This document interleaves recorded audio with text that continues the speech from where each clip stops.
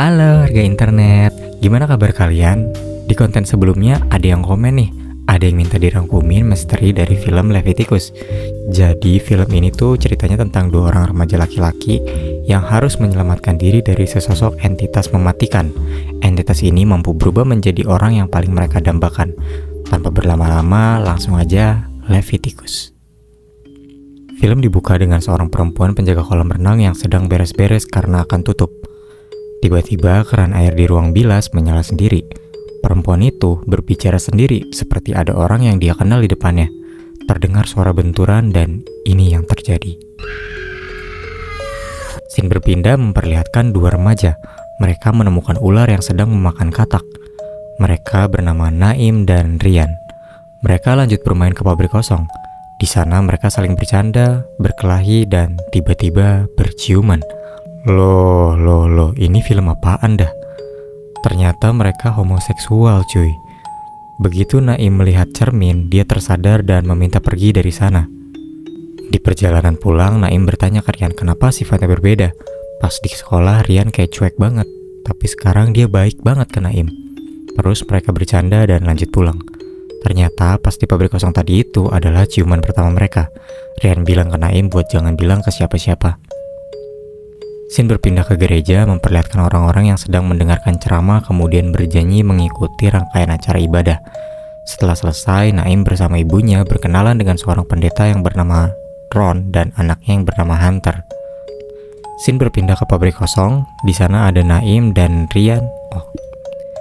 Scene berpindah ke pabrik kosong lagi, di sana ada Naim dan Rian yang sedang tiduran, ngerokok sambil berbagi cerita. Naim bercerita dia dan ibunya baru pindah ke kota ini karena kebetulan kota itu adalah kota yang penduduknya religius tapi konservatif gitu. Terus mereka ciuman lagi. Scene berpindah lagi ke gereja. Ibunya Naim berbicara kalau dia baru pindah ke kota ini. Dia merasa sepi, tapi meskipun begitu, dia mendapatkan ketenangan dan kedamaian saat berada di kota itu. Terus scene berpindah ke sekolah memperlihatkan Naim, Rian, dan Hunter yang ternyata teman sekelas cuy. Saat pulang sekolah, Naim berjalan ke rumah Rian. Dia mencari Rian ke belakang rumah. Sesampainya di sana, dia cemburu melihat Rian dan Hunter sedang bercanda, saling melempar batu, kemudian berciuman. Anjir, ternyata anak-anak muda di Australia ini pada homoseksual deh di film ini. Karena cemburu, dia ngelaporin kejadian tadi ke orang tua si Hunter cuy.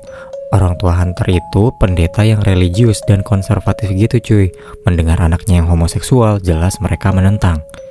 Dibuatlah conversion therapy atau usaha penyembuhan untuk Hunter dan Rian yang disaksikan beberapa warga kota, termasuk Naim dan ibunya di sana. Ruqyah tersebut dipimpin oleh seorang bapak tua yang tidak disebutkan namanya. Awalnya kegiatan tersebut berjalan lancar. Rian dan Hunter tidak merasakan apa-apa. Kemudian bapak tua itu menyalakan api dan meminta Rian dan Hunter melihatnya. Dia mengucapkan doa-doa dan menutup korek api. Seketika, Rian dan Hunter tidak bisa bernapas cuy. Mereka ambruk dan bergerak seperti kesetanan. Suasana menjadi histeris. Naim yang menyaksikan itu ketakutan dan pergi dari sana. Sepulang dari acara tersebut, Naim merasa bersalah kepada Rian. Di sekolah, Rian dirundung teman-temannya karena acara ruqyah kemarin dan dia adalah seorang homoseksual. Rian menjadi murid yang murung dan penyendiri. Tidak ada lagi yang mau berteman dengannya. Naim menemui Rian di minimarket. Rian bilang ke Naim kalau Naim harus berhenti. Naim bertanya, berhenti apa? Tiba-tiba ibunya Naim datang dan Rian langsung pergi dari sana. Sepulang dari situ, Naim mengunjungi rumah Rian. Di sana dia melihat Rian seperti sedang berbicara pada seseorang. Naim heran karena gak ada siapa-siapa di sana. Naim terus memperhatikan Rian yang berbicara sambil mengajak entitas tak terlihat itu pergi dari sana. Naim mengikuti Rian ke sebuah gelanggang olahraga. Naim menemukan Rian berada di dalam sebuah foto box. Begitu Naim melihat hasil dari foto stripnya Rian, ini gambar yang dia lihat. Hanya ada Rian sendiri di foto itu. Tiba-tiba terdengar Rian yang menjerit. Naim mengecek keadaan Rian dan seperti ada yang mencekik Rian di dalam sana. Ketika ingin menolong, Naim terpental. Rian berlari dari sana sementara Naim mengejarnya. Sambil histeris itu, Rian bilang ke Naim buat jangan ikutin dia terus. Naim bertanya, siapa yang tadi sama Rian? Rian bilang kalau dia tadi sama Naim. Oh, jadi entitas tak kasat mata yang Naim lihat itu adalah dirinya sendiri cuy. Scene berpindah ke SPBU, memperlihatkan Hunter yang sedang bekerja paruh waktu. Naim ke sana dan bertanya, apakah Rian masih suka bertemu sama Hunter? Hunter bilang Rian tiap malam datang menemuinya ketika Hunter lagi nutup toko. Malam pun tiba saat Hunter lagi bebenah nutup toko, Naim diam-diam masuk toko. Gak lama dari itu, Naim ngeliat Hunter kayak ngomong sendiri gitu. Terus dilempar batu dan dicekik. Naim berusaha menyelamatkan Hunter tapi pintu toko terkunci. Setelah mendobrak pintu dan keluar toko, Hunter sudah menghilang terseret ke kegelapan. Naim melaporkan kejadian tersebut ke polisi. Karena tidak ada yang mempercayainya, akhirnya Naim jujur kalau dia adalah homoseksual dan kekasihnya sedang dalam bahaya. Mendengar itu, penyidik memanggil ibu dan menceritakan masalahnya ke ibunya Naim. Sepulang dari sana, ibu Naim membawa Naim ke bapak tua yang biasa ngeruqyah. Naim kecewa banget sama ibunya dan bersikeras gak mau diruqyah. Akhirnya bapak tua itu meruqyah Naim dengan cara yang sama ke Rian dan Hunter. Scene berpindah ke pemakaman Hunter. Naim merasa bersalah. Dia pergi dari sana dan menemukan Rian sedang merokok di luar. Rian dan Naim berjalan menjauh dari kerumunan.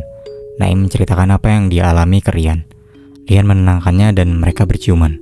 Tiba-tiba Rian mencekik Naim dan membantingnya. Naim berlari mencari pertolongan ke keramaian. Begitu dia sampai sana, Rian baru saja keluar dari rumah duka. Ternyata yang Naim temui tadi adalah entitas yang menyerupai Rian. Naim berlari dari sana, disusul oleh Rian dan Izzy, adiknya almarhum Hunter. Izzy mengajak mereka berbicara di rumahnya. Izzy menceritakan berita kematian perempuan yang kita lihat di awal film. Tiba-tiba, Rod, ayahnya Izzy, memanggil. Setelah itu, Naim dan Rian mencari informasi di internet dan mengunjungi kekasih dari perempuan yang kita lihat di awal film. Asli dah, ini banyak banget deh yang homoseksual di film ini. Perempuan itu bernama Jessica. Rian dan Naim bertanya tentang keanehan yang mereka alami. Jessica bilang kalau itu adalah kutukan yang tidak bisa dihapus. Mereka diteror oleh entitas tak terlihat yang menyerupai seseorang yang mereka suka. Entitas itu akan muncul kalau mereka sendirian. Semakin Rian dan Naim berhubungan, maka entitas itu akan semakin kuat. Setelah dapat info dari Jessica, Naim dan Rian pulang ke rumah. Saat semua orang sudah naik bus, Naim sendirian di luar bus. Tiba-tiba muncul entitas jahat Rian yang mengejar Naim. Untungnya Naim masih bisa naik ke bus. Setelah ketegangan mereda, Naim dan Rian mengobrol di bus. Naim bilang kalau dia mau pergi dari kota ini meninggalkan Rian. Rian menenangkan Naim, kemudian mereka berciuman di bus. Jujur di sini admin udah mulai gak kuat cuy nonton film ini, kayak jijik gitu ngelihat homoseksual. Scene berpindah ke sekolah. Di lorong sekolah, Naim bertemu Rian. Rian masuk ke toilet kayak sambil menatap Naim menggoda gitu cuy. Naim kayak pengen masuk juga cuy, tapi bel keburu berbunyi. Pas Naim jalan, Rian keluar dari toilet dengan kondisi berdarah-darah dan kupingnya juga sobek. Pas guru ngecek, ternyata gak ada siapa-siapa cuy di toilet. Scene berpindah ke gereja memperlihatkan pendeta Rod yang stres akibat kepergian Hunter putranya. Selesai gereja, Naim dan Rian mengucapkan perpisahan karena Naim mau pergi dari kota itu. Tapi sebelum pergi, malamnya Izzy mengajak Naim dan Rian pergi ke suatu tempat dengan alasan akan ada seseorang yang bisa menghapus kutukan itu. Mereka menunggu dan akhirnya datanglah sebuah mobil. Keluarlah beberapa remaja yang langsung mengeroyok Naim dan Rian. Ternyata Izzy menjebak mereka cuy. Izzy gak terima saudaranya meninggal dan ayahnya jadi stres sehingga meninggalkan keluarganya. Rian dan Naim berhasil kabur dari pengeroyokan itu. Setelah mengantar Naim, Rian bilang kalau mereka gak boleh ketemu lagi. Kalau Naim melihat ada orang yang mirip Rian, itu bukan dia. Scene berpindah memperlihatkan Naim yang lagi galau. Naim galau mengingat kenangannya bersama Rian. Pagi harinya dia bilang ke ibunya buat jangan pergi karena dia gak boleh sendirian. Ibunya gak percaya sama Naim dan pergi meninggalkan anaknya sampai malam. Sepulang dari sekolah, Naim bertemu sama Rian. Naim berlari tapi Rian terus mengikuti Naim sampai Naim memasuki rumahnya. Saat malam, Naim memandangi foto Rian. Dia mendengar ada suara dari arah dapur. Pas dia sampai dapur, dia gak nemu apa-apa. Ternyata Rian berdiri di luar sana. Naim menelpon ibunya tapi gak diangkat. Pintu rumah seperti akan didobrak. Di pintu belakang, Naim bertemu Rian. Rian meyakinkan Naim kalau itu adalah dirinya yang asli. Begitu Naim percaya, Rian menjebol pintu dan menjambak Naim. Naim berlari ke sisi rumah. Saat akan kabur lewat jendela, sudah ada entitas Rian yang menarik Naim. Perkelahian terjadi. Naim menusuk Rian dengan benda yang ada di sekitarnya. Rian tidak bergeming. Naim mengambil korek api dan membakar Rian. Seketika entitas itu tidak berdaya. Setelah itu Naim berlari ke minimarket. Dia meminta pertolongan tapi nggak ada yang bisa ngelihat entitas itu. Dia memohon kepada orang di sana untuk tidak meninggalkannya sendirian.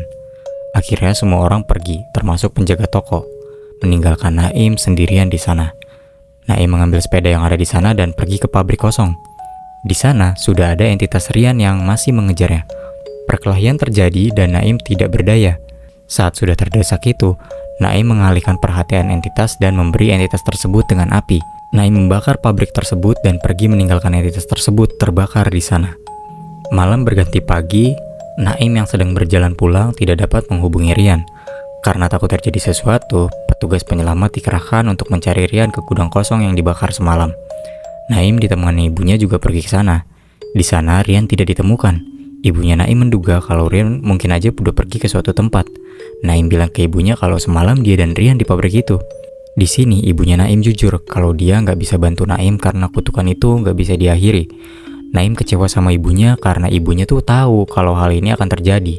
Naim kecewa banget sama ibunya karena dia lebih memilih anaknya mati daripada hidup sebagai homoseksual. Setelah itu, Naim kabur dari ibunya. Dia berjalan ke sebuah halte bus.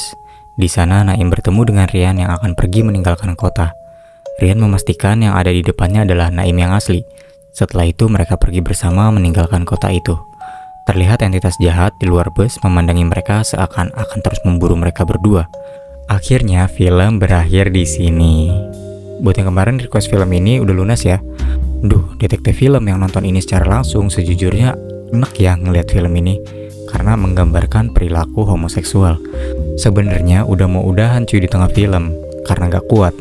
Tapi karena ada yang request dan nanggung jadi oke lah dibuatin. Sedikit penjelasan mengenai misteri film ini yang sudah detektif film analisis. Film ini bukan sekedar tentang dua cowok gay yang kerasukan. Intinya justru tentang conversion therapy atau usaha penyembuhan homoseksual dengan alasan agama. Di negara barat, emang ada cuy praktik semacam ini di beberapa komunitas religius, dan sutradaranya menjadikan itu sebagai dasar dari cerita ini. Di film ini terlihat orang-orang gereja menganggap homoseksual adalah dosa yang besar, sehingga pendosanya harus menjalani pengobatan yang terlihat seperti ruqyah atau eksorsisme. Plot twistnya adalah ruqyah itulah yang justru memanggil atau menempelkan entitas atau monster yang mengutuk manusia. Nah, entitas di film ini tuh simbol dari homofobia dan tekanan agama yang ekstrim. Terus, judul film ini sendiri yaitu Leviticus. Itu diambil dari kitab dalam Alkitab yang memuat ayat-ayat yang sering dipakai untuk mengutuk hubungan sesama jenis. Film ini sedang mengkritik bagaimana ayat tersebut dipakai untuk membenarkan praktik conversion therapy itu. Jadi gimana cuy, udah terpecahkan ya misteri di film ini? Semoga warga internet suka sama konten ini. Next mau dirangkumin film apa lagi nih? Komen di bawah ya. Sampai jumpa di misteri film berikutnya.